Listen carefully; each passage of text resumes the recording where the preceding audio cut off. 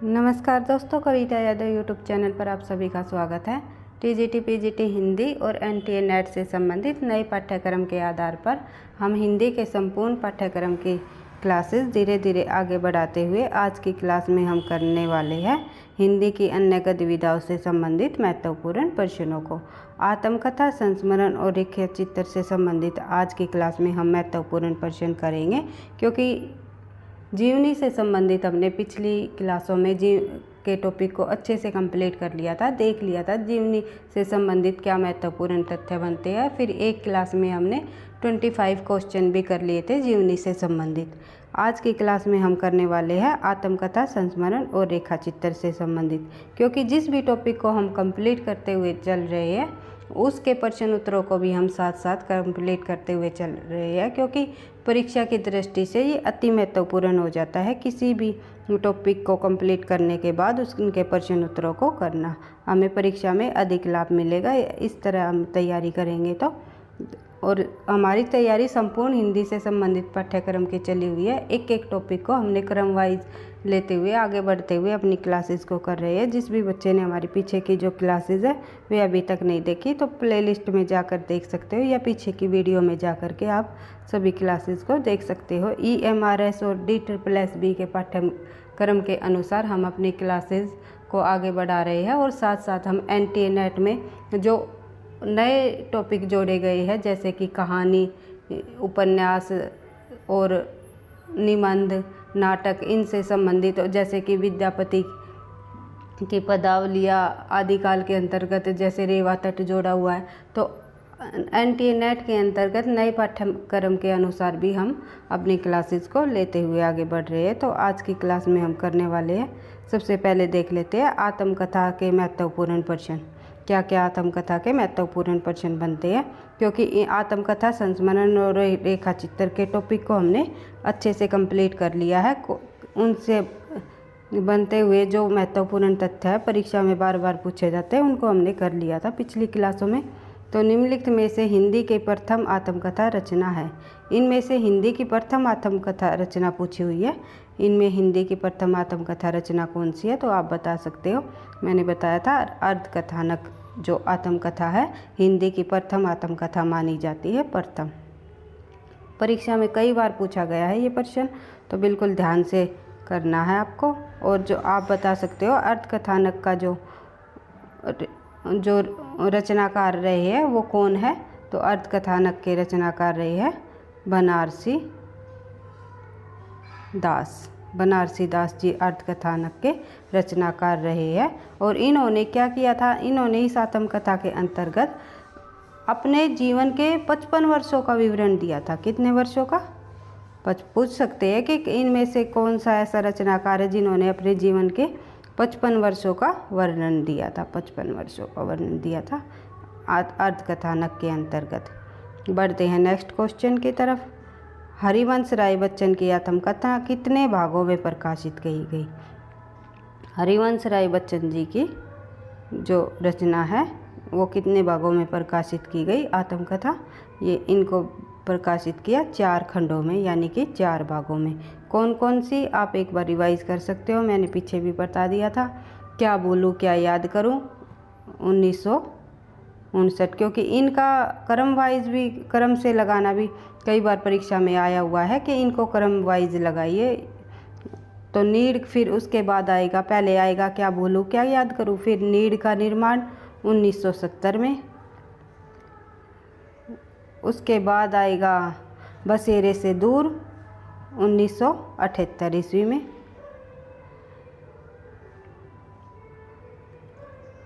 पहले 69 में क्या बोलूँ क्या याद करूँ, फिर नीड़ का निर्माण 1970 में, फिर 1978 में आएगा बसेरे से दूर, उसके बाद 1985 में आएगा, 85 में आएगा कौन सा, 10 द्वार से सोपान तक। ये हरिवंश राय जी ने बच्चन ने आत्मकथा को 4 खंडों में प्रकाशित किया। बढ़ते हैं आगे।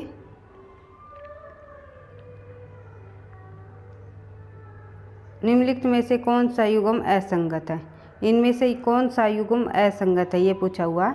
ये रचनाएं देख लेते हैं हम। किस रचनाकार की कौन सी आत्मकथा है? तिरस्कृत मोहनदास नेमिशराय, ये ही हमारा आंसर हो जाएगा। ये गलत है, ये असंगत है।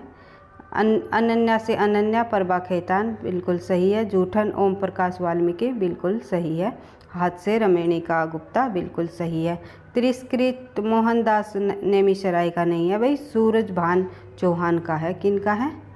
सूरजभान चौहान का। बढ़ते हैं आगे नेक्स्ट क्वेश्चन की तरफ। तरुण के शवपन आत्मकथा के लेखक कौन है? तरुण के शवपन जो आत्मकथा है वो किन की है? ये है सुभाष चंद्र बोस की। बढ़ते हैं आगे। आत्मकथा के लेखक कौन है? आत्मकथा नाम से आत्मकथा है, इनके लेखक कौन रहे हैं? तो इनके लेखक रहे आत्मकथा के नाम से जो लेखक कर रहे हैं महात्मा गांधी जी ने आत्मकथा नाम से आत्मकथा लिखी है। प्रवासी की आत्मकथा के लेखक कौन है? प्रवासी की आत्मकथा, इनके लेखक कौन है? इनके लेखक हैं भवानी दयाल सन्यासी। बढ़ते हैं नेक्स्ट क्वेश्चन की तरफ। मेरा जीवन परवा आत्मकथा के लेखक कौन है? मेरा जीवन परवा आत्मकथा के लेखक वियोगी हरि जी है। डॉक्टर राजेंद्र प्रसाद की आत्मकथा कौन सी है? डॉक्टर राजेंद्र प्रसाद की आत्मकथा है सत्य की खोज। तिरस्कृत आत्मकथा के लेखक कौन है? तिरस्कृत आत्मकथा के लेखक अभी हमने ऊपर पढ़ा था, सूरजभान चौहान जी तिरस्कृत आत्मकथा के लेखक हैं। अपने अपने पिंजरे आत्मकथा के लेखक कौन है? अपने अपने पिंजरे आत्मकथा के लेखक हैं मोहन नेमिशराय।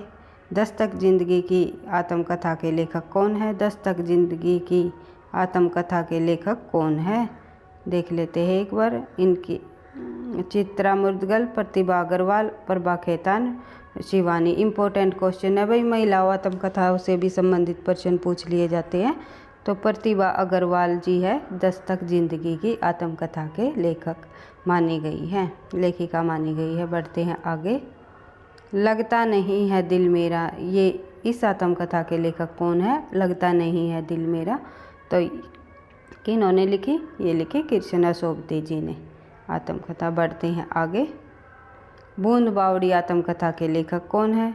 बूंद बावड़ी आत्मकथा के लेखक है पद्मा सचदेवा। कस्तूरी कुंडल बसे आत्मकथा के लेखक कौन है? कस्तूरी कुंडल बसे आत्मकथा के लेखक मैत्री पुष्पा जी हैं। नील यक्षिणी आत्मकथा के लेखक कौन है? नील यक्षिणी जो आत्मकथा है उनके लेखक कौन है? देख लेते हैं एक बार कौन कौन से ऑप्शन में है। यशपाल जी, स्वामी दयानंद, देवेंद्र सत्यार्थी, धर्मवीर भारती। तो इसका आंसर हो जाएगा देवेंद्र सत्यार्थी जी, नील यक्षिणी आत्मकथा की लेखक हैं। बढ़ते हैं आगे। चांद सूरज के बीरन आत्मकथा के लेखक कौन है? चांद सूरज के बीरन आत्मकथा के लेखक है इनके भी देवेंद्र सत्यार्थी जी इनके लेखक रहे हैं। चांद सूरज के बीरन आत्मकथा के लेखक। सिंहावलोकन के आत्मकथा के लेखक कौन है? सिंहावलोकन के आत्मकथा के लेखक यशपाल जी हैं। बढ़ते हैं आगे। अपनी खबर आत्मकथा के लेखक कौन है? अपनी खबर प्रमुख रचना है उग्र जी की, इनके लेखक कौन हो गए? उग्र जी। बढ़ते हैं आगे। आत्मकथा से संबंधित हमने प्रश्नों को, महत्वपूर्ण प्रश्नों को देख लिया है। अब करेंगे संस्मरण से संबंधित महत्वपूर्ण प्रश्नों को। एक क्लास में मैं भाई पिछले सालों में जो NTA NET के अंतर्गत आए हुए हैं अन्य गतिविधियों से संबंधित, चाहे यात्रा वृत्तांत हो, जीवनी हो, संस्मरण, रेखा चित्र, भेंट वार्ता, कोई भी अन्य गतिविधियों से संबंधित प्रश्न बनता है, एक क्लास में मैं NTA NET के सभी प्रश्नों को लेकर के एक क्लास अन्य गतिविधियों से संबंधित हम और रख लेंगे। उससे ये हो जाएगा कि जो जो पिछले सालों में पूछे गए हैं प्रश्न है उनमें से ही आने की संभावना होती है इन छोटी छोटी गतिविधियों से। तो हमारे सारी गतिविधियों से संबंधित प्रश्न हम कंप्लीट कर लेंगे। इसी तरह हम अपनी तैयारी को महत्वपूर्ण प्रश्नों के साथ आगे बढ़ाते हुए रहेंगे। आप लाइक करना भूल जाते हो, आपकी जिम्मेवारी बनती है। अगर आपको हमारी इन क्लासेस से थोड़ी सी भी अगर मदद मिलती है, ऐसा लगता है कि हाँ एक भी तथ्य ऐसा मिला हो कि हमें इससे लाभ मिलेगा या परीक्षा में इससे संबंधित प्रश्न पूछे ही जाते हैं, ये हमने नहीं पढ़ा था, या किसी भी तरह आपको लाभ प्राप्त होता है, तो आप लाइक कर दिया करो। संस्मरण, संस्मरण से संबंधित प्रश्न उत्तरों को देख लेते हैं हम। हिंदी में पुस्तक के रूप में पहला संस्मरण कौन सा है? हिंदी में पुस्तक के रूप में पहला संस्मरण पूछा गया है, तो सही आंसर क्या हो जाएगा? इसका सही आंसर हमारा ए ही हो जाएगा। बाल मुकुंद गुप्त द्वारा कृत हरियोध जी के संस्मरण जो है हिंदी के रूप में पहला संस्मरण पुस्तक के रूप में लिखी गई। बढ़ते हैं आगे। जंजीरें और दीवारें जंजीरें और दीवारें जो संस्मरण है वो किस रचनाकार की रचना है? तो देख लेते हैं। जंजीरें और दीवारें किसकी है? रामवृक्ष बेनीपुरी जी की महत्वपूर्ण रचना है, कई बार परीक्षा में पूछी गई है। जंजीरें और दीवारें किस लेखक की रचना है? जिंदगी मुस्काई जो संस्मरण है वो किन्होंने लिखा? जिंदगी मुस्काई तो रचनाकार के लेखक कौन रहे? तो आंसर हो जाएगा हमारा कन्हैयालाल मिश्र प्रभाकर जी। कन्हैयालाल मिश्र प्रभाकर और विष्णु प्रभाकर में आपको ध्यान रखना है, क्योंकि दोनों की एक जैसी सी रचनाएं हैं। अतीत के गर्त से रचना किस रचनाकार की है? अतीत के गर्त से संस्मरण की रचना किन्होंने की? तो सही आंसर हो जाएगा हमारा भगवती चरण शर्मा। भगवती चरण शर्मा ने लिखे अतीत के गर्त से। लौट आओ धार रचना के रचनाकार कौन है? दूधनाथ जी हैं इनके। कहाँ है दूधनाथ जी इनके रचनाकार रहे हैं। सर्जन के सहयात्री रचनाकार के रचना कौन है?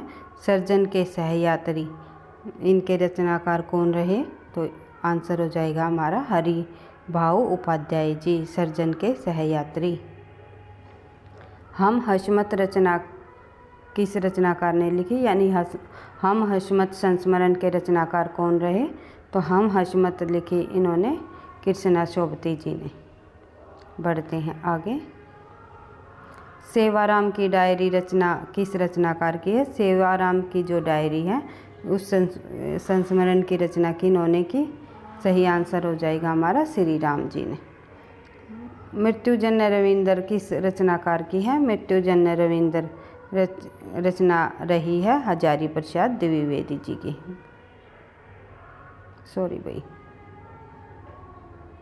हजारी प्रसाद द्विवेदी जी की ये रचना रही है। पढ़ते हैं आगे। सर्जन के सेतु ये हम पढ़ चुके हैं पहले। विष्णु प्रभाकर, आप देख सकते हो ऊपर हमने पढ़ा था हरि भाऊ उपाध्याय, वो सर्जन के सहयात्री थे। यहाँ पर सर्जन के सेतु दिया हुआ है। ये मैंने एक बार थोड़ा सा कन्फ्यूजन हो गई थी कि हमने ऊपर तो हरि भाऊ से पढ़ा था, लेकिन रचना को देखो आप। रचना इसी प्रकार से मिलती जुलती रचनाएं एग्जाम में पूछी जाती है। इसी तरह हम कन्फ्यूजन हो जाता है और हमारा प्रश्न भी गलत हो जाता है। अगर विष्णु प्रभाकर और हरि भाऊ दोनों ऑप्शन में हो तो आपको रचना ध्यान से पढ़नी है। कौन सी रचना पूछी गई है? सर्जन के सहयात्री पूछी गई है या सर्जन के सेतु पूछी गई है? तो सर्जन के सेतु किनकी है? विष्णु प्रभाकर जी की। बिल्कुल ध्यान से करते हुए चलना है एक एक तथ्यों को। बढ़ते हैं आगे। याद हो कि ना हो ये रचना किसकी है? किनका संस्मरण है? किनके द्वारा लिखा गया? याद हो कि ना हो, सही आंसर हो जाएगा हमारा काशीनाथ सिंह के द्वारा। बढ़ते हैं आगे। जिनकी याद हमेशा रहेगी, जिनकी याद हमेशा रहेगी के रचनाकार कौन है? जिनकी याद हमेशा रहेगी, सही आंसर हो जाएगा हमारा अमृत राय जी। अमृत राय जी ने ये रचना लिखी, जिनकी याद हमेशा रहेगी। इसके बाद कुछ प्रश्नों को हम रेखा चित्र से संबंधित भी देख लेते हैं। ज़्यादा नहीं है, कम ही प्रश्न है, लेकिन रेखा चित्र से संबंधित जो महत्वपूर्ण प्रश्न है हमने सभी को कंप्लीट कर लेंगे धीरे धीरे। और इसी तरह हम अपनी तैयारी को हर जो एक एक टॉपिक को पढ़ते हुए उनके प्रश्न और उत्तरों सहित करते हुए अपने पाठ्यक्रम को कंप्लीट करेंगे, क्योंकि हमारा संपूर्ण हिंदी का पाठ्यक्रम एक साथ चला हुआ है, तो हमारा एक साथ ही पाठ्यक्रम कंप्लीट हो जाएगा। ऐसा नहीं है हमारा कोई भाग जैसे छूट जाएगा। जैसे हिंदी साहित्य का इतिहास भी हम करते हुए चल रहे हैं, अभी भाषा विज्ञान भी एक क्लास में या 2 क्लास में कंप्लीट ही हो जाएगा पूरा का पूरा भाषा विज्ञान। जैसे ही भाषा विज्ञान कंप्लीट होगा उसके स्थान पर हम काव्य शास्त्र की क्लासेस करना शुरू कर देंगे। फिर गद्य विधाओं से संबंधित अन्य गद्य विधाएँ भी हमारी कंप्लीट हो जाएंगी, तो हम कहानी, उपन्यास, नाटक, निबंध एक एक 2 क्लास में इनको भी कंप्लीट करते हुए चलेंगे। साथ साथ इसी तरह हमारा साथ साथ जो हमारा विस्तृत पाठ्यक्रम है हिंदी साहित्य का इतिहास, उसको भी हम काव्यखंड को हम करते हुए आगे बढ़ेंगे। आदिकाल हमारा लगभग कंप्लीट हो चुका है, हम शुरुआत करेंगे भक्ति काल से। इसी प्रकार परीक्षा तक हमारा संपूर्ण पाठ्यक्रम एक साथ कंप्लीट हो जाएगा। साथ साथ हम व्याकरण से संबंधित टॉपिक को भी करते हुए चल रहे हैं और पिछले सालों के प्रश्न पत्रों को भी करते हुए चल रहे हैं। तो प्रश्न उत्तरों सहित संपूर्ण हिंदी का पाठ्यक्रम को हम एक साथ कंप्लीट करते हुए एग्ज़ाम के 15 लगभग, जब तक एग्ज़ाम का नोटिफिकेशन नहीं आता 21 दिन पहले तो हर एक एग्ज़ाम का नोटिफिकेशन आ ही जाता है। जब एग्ज़ाम का नोटिफिकेशन आ जाएगा, इससे पहले हम अपना सिलेबस कंप्लीट करके प्रैक्टिस सेट करना शुरू कर देंगे। फिर संपूर्ण हिंदी के प्रश्न उत्तरों को हम करते हुए आगे बढ़ेंगे। इस प्रकार हमारी तैयारी अच्छी हो जाएगी। आपको बिल्कुल भी पैनिक नहीं होना है, घबराना नहीं है। धीरे धीरे निरंतरता के साथ अगर आप दिन में आधा 1 घंटा भी आप हिंदी को दोगे, पढ़ोगे, तो आराम से आपका पाठ्यक्रम भी कंप्लीट हो जाएगा और तैयारी भी अच्छी हो जाएगी। 1 घंटा आप आधा घंटा हिंदी को टॉपिक को समझने में और उनको करने में चीज़ों को दे दो, आधा घंटा उनको रिवीजन करने के में दे दो, बस यही है। फिर आपको जितना आप हिंदी की तैयारी करोगे उतना ही समय आपको फर्स्ट एग्ज़ाम के लिए भी देना होगा, क्योंकि इतने ही नंबर का फर्स्ट एग्ज़ाम आएगा EMRS में और इतने की ही हिंदी आएगी। इसी तरह DSSB में भी फर्स्ट पेपर का एक अपनी महत्वपूर्ण भूमिका होती है। फर्स्ट पेपर की तैयारी के बिना सिलेक्शन भी लेना भी मुश्किल हो जाता है केवल सब्जेक्ट के बेस पर। तो इसलिए दोनों पेपरों को बैलेंस बनाते हुए तैयारी करते हुए आप लोगों को चलना है। तो बढ़ लेते हैं अपने टॉपिक की तरफ, रेखा चित्र। रेखा चित्र के अंतर्गत देखते हैं हम कौन कौन से महत्वपूर्ण तथ्य बन जाते हैं। हिंदी का प्रथम रेखा चित्र कौन सा है? हिंदी का प्रथम रेखा चित्र कौन सा है? सही आंसर हो जाएगा हमारा पद्म पराग। पद्म सिंह जी का पद्म पराग हिंदी का प्रथम रेखा चित्र माना गया है। बढ़ते हैं आगे। महादेवी जी ने अपने समकालीन साहित्यकारों के रेखा चित्र इनमें प्रस्तुत किए। मैंने जब कंटेंट की क्लास कराई थी तो अच्छे से महादेवी वर्मा के सभी रेखा चित्रों को समझा दिया था कि उनके अंतर्गत उन्होंने किन किन का विवरण किया गया है। तो देख लेते हैं। अतीत के चलचित्र, पथ के साथी, स्मृति की रेखाएं, मेरा परिवार। पथ के साथी में के अंदर इन्होंने क्या किया है? समकालीन साहित्यकारों के रेखा चित्र प्रस्तुत किए गए हैं महादेवी जी ने। बढ़ते हैं नेक्स्ट क्वेश्चन की तरफ। महादेवी जी कृत समारिका में पूर्ण समरण, समारिका में पूर्ण समरण इनका एक रेखा चित्र है। शीर्षक द्वारा किसका रेखांकन किया गया है? इनके अंदर इन्होंने गांधी जी का रेखांकन किया है। बढ़ते हैं आगे।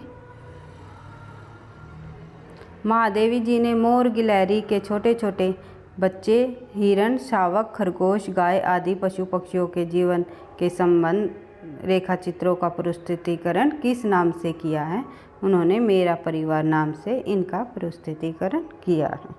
बढ़ते हैं आगे। माटी की मूर्ति रेखा चित्र की विधा है, मतलब मैंने आंसर ही बोल दिया। माटी की मूर्ति जो रचना है वो किस विधा की है? तो वो है हमारी रेखा चित्र की। बढ़ते हैं आगे। आई होप आप समझ रहे होंगे तथ्यों को। रामवृक्ष बेनीपुरी का रेखा चित्र संग्रह कौन सा है? तो अभी हमने पढ़ा था रामवृक्ष बेनीपुरी जी का रेखा चित्र, रेखाएं बोल उठी।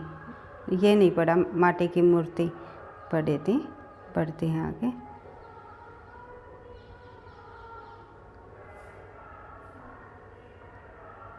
कुछ शब्द कुछ रेखाएं रेखा चित्र किस विधा की रचना है। कई बार इतनी कन्फ्यूजन होती है, अपने आप ही शब्द निकलते हैं मुंह में से कि इसके बाद ये, क्योंकि चीज़ें बार बार जब हम पढ़ लेते हैं तो देखने की भी हमें इतनी, एक बार शब्द दिख जाए तो उससे संबंधित अपने आप ही शब्द निकल जाते हैं। तो इसलिए थोड़ा सा कहीं पे अगर कोई मैं गलत रचना बोल देती हूँ या गलत रचनाकार का नाम ले लेती हूँ, तो आप ये मत समझा करो कि मैम ने गलत पढ़ा दिया हो। आप कमेंट बॉक्स में आप लिख करके ये बता सकते हो, हाँ मैम आपने इसका ये था और आपने गलती से ये बोल दिया, तो मैं ज़रूर अपनी गलती मानते हुए उसका सुधार भी करूँगी। और जो भी आपको कमेंट बॉक्स में ये बताना है कि आप किसी भी तरह का हिंदी में कोई डाउट हो या व्याकरण संबंधित क्लासेस चाहिए या किसी भी विधा से संबंधित क्लास चाहिए, गद्य विधाओं से या फिर किसी भी टॉपिक से हिंदी की क्लासेस चाहिए, तो आप कमेंट बॉक्स में लिख करके बता सकते हो। नेक्स्ट क्लास में उसी के अनुसार बनाने की कोशिश करूँगी। बढ़ते हैं आगे। कुछ शब्द कुछ रेखाएं रेखा चित्र किस रचनाकार की द्वारा रचित रचना है।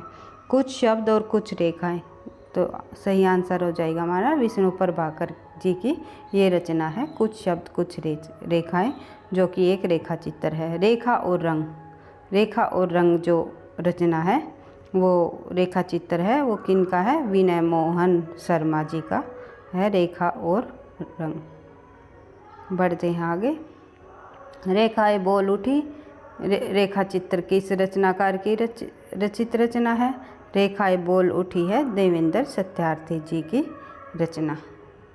नए स्केच रेखा चित्र किस रचनाकार के द्वारा रचित है। नए स्केच है प्रकाश गुप्त जी के द्वारा रचित रचना। माटी की मूर्ति, माटी हो गई सोना, माटी की मूर्ति भी एक रचना का नाम है, वो आप बता सकते हो किन की है कमेंट बॉक्स में, क्योंकि माटी शब्द देखते ही के साथ मेरे अंदर से निकल ही आया कि माटी की मूर्ति, क्योंकि वो माटी की मूर्ति वेरी इंपॉर्टेंट रचना है। माटी हो गई सोना रेखा चित्र है किस रचनाकार द्वारा रचित रचना है। तो माटी हो गई सोना रचना है, एक सेकंड, कन्हैयालाल मिश्र प्रभाकर जी की, कन्हैयालाल मिश्र प्रभाकर जी की है माटी हो गई सोना। माटी की मूर्ति आप बता सकते हो कमेंट बॉक्स में लिख करके। हल्कू रेखा चित्र किस रचनाकार द्वारा रचित है। हल्कू जो रेखा चित्र है वो किन का है, वो है वृंदावन लाल वर्मा जी का। बढ़ते हैं आगे। इस जीवनी से संबंधित प्रश्न उत्तरों को भाई हमने एक क्लास में कंप्लीट कर लिया। जिस भी बच्चे ने नहीं देखी है वो पीछे की वीडियो में जाकर देख सकते हो। फिर हम इनकी रिवीजन दोबारा से करेंगे, फिर हम सभी गद्य विधाओं से संबंधित प्रश्नों को हम फिर एक बार फिर कर लेंगे, क्योंकि वीडियो अधिक लंबी हो जाएगी। इसलिए मैं इन संस्मरण रेखा चित्र और आत्मकथा से संबंधित ही प्रश्नों को आज की क्लास में हमने किया है। उससे आई होप आपको वीडियो अच्छी लगी होगी, आपके लिए परीक्षा में लाभदायक सिद्ध होगी। और कोई भी डाउट हो तो कमेंट बॉक्स में लिख करके पूछ सकते हो। पढ़ते रहना, आगे बढ़ते रहना। वीडियो अच्छी लगी तो लाइक करना, दोस्तों के साथ शेयर करना। थैंक यू, धन्यवाद।